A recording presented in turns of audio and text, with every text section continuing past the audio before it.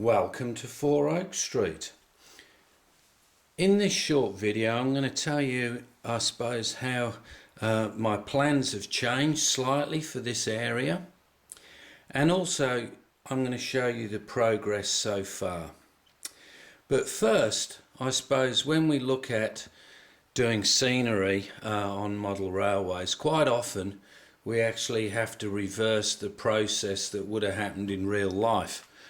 By that, obviously what I mean is the railway usually comes second, obviously, after the land and the actual topology of the actual place, or topography I should say, of the actual place with the railway running through it. So obviously what I've tried to do is tried to make it look like the railway has actually come second. But generally speaking, we work out the track plan and then we try and make it as believable as possible and work out how best the scenery is going to look by adding different features. So when you actually look at what I started with, this cardboard little plan here was actually the first sort of module thought that I had with the helix, with the lower level here. So you can see I've pretty much sort of achieved that. And then when you look back at the layout at this section here, and also I suppose the difference with the module is that I've got the station here running pretty much parallel with the edge of the board, but what I've actually done is I've actually got that sweeping curve in and the station at an angle, which means, more by luck than judgment, that it's given me some great views of the actual trains coming sort of at 45 degrees to the edge of the board. And then I've continued that theme with the curves coming out of that tunnel and across the viaduct. And by the way, this viaduct was actually meant to be where the drop down section is by the window, but to obviously break up this section, which is quite long, I decided I'd put the viaduct in here. So coming back to the section here, I'll just turn the camera around. I'm going to show you what I've done. So you can see that I've got that corner section in. Pretty much I knew how that bit was going to look, so I thought, well, I would get that in first. So what I've used is I've used this Xps Foam, which you buy in big sheets and usually comes in either 25mm or 50mm. So you can see, if I just zoom in, you can see what I've been doing. I've actually been putting in slices, and then to shape it I use like a fairly rough file, which is like this, smooth on the other side, but it really means that you can really go to town. I mean, obviously you cut it as best as you can and then you just shape it, and you can then obviously hide the joints. So I'll just give you a closer look at some of the corner. So you can see the actual bit under the track will stay hollow. So here's the corner bit, and I will zoom in so you can see how that works. Now that does take a bit of time, but I think it's worth it.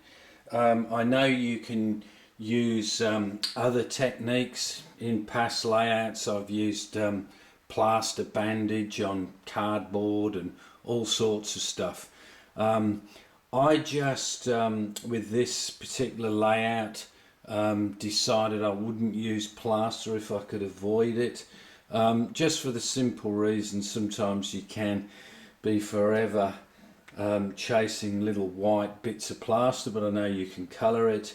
But anyway, this was my choice using this XPS. It is extremely solid, so you could pretty much stand on it. And also what I then do is cover it in sort of one sheet of paper held together with just the good old PVA glue. So how my plans have changed. The first thing that I did was actually put together these scale scenes bridges, which I downloaded off the internet. The first one took me a while. Sometimes I think I'm actually a bit stupid, but there you go. But I was pleased with the result, and the idea was to have two bridges connected by a road going out over the layout here. But in reality, when I've looked at the gap, or sorry, not the gap, the drop between the height of this, which I did sort of know, but I thought I could curve it round, and so we got 170 mil there, and the road will be about 950 there. So we've got you know, 6.5 centimetres, or is it 7.5? One of the two. But it's a fair drop, about 1 in 3 or something like that, which is just going to be too much. So it meant obviously that this would need to come up to sort of this level to make it look sort of feasible. So what I've decided to do is I've decided to take this bridge off.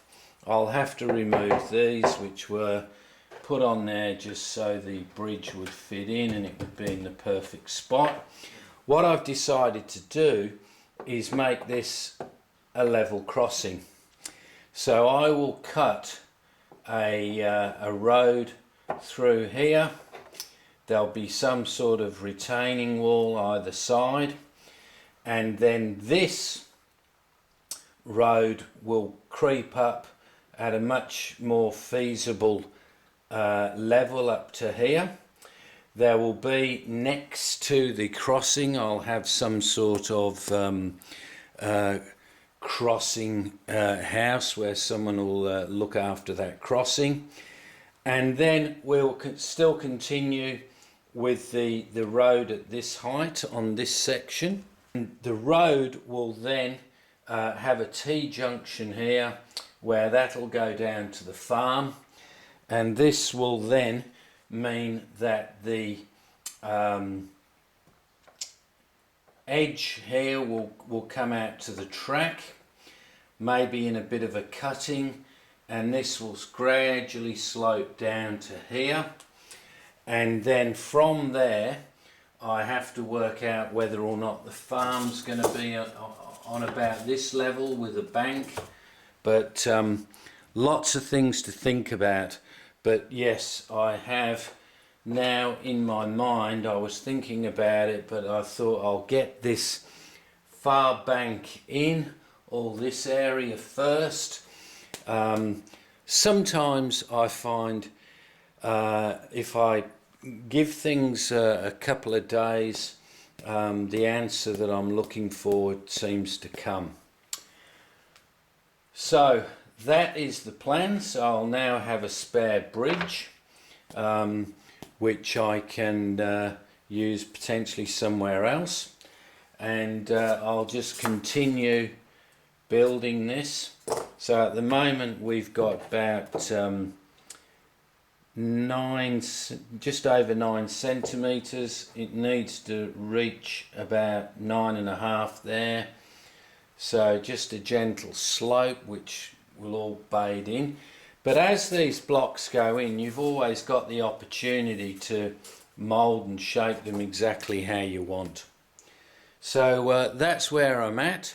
I just thought I'd share it, and obviously you can see the construction uses this XPS foam, which you can cut with a saw. You can also use a hot knife type item, which I think I've shown before.